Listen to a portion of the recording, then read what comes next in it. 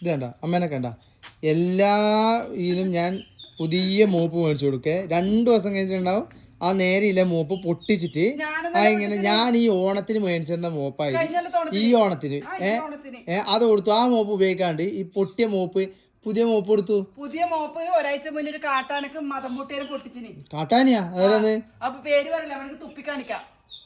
നീയാ ഇതെങ്ങനെ പൊട്ടിക്കുന്നൊക്കെ മനസ്സിലാവുന്നില്ല. ഞാൻ ഓൻ ഫോണിൽ ഏതോ സിനിമ കാണുന്നുണ്ടായിരുന്നു. ഞാൻ പറഞ്ഞു എനിക്ക് കയ്യിൽ നിന്ന് ഒന്ന് നിരം തൊടിച്ച് ചോദിച്ചു ഓണത്തിന് തലേന്ന്.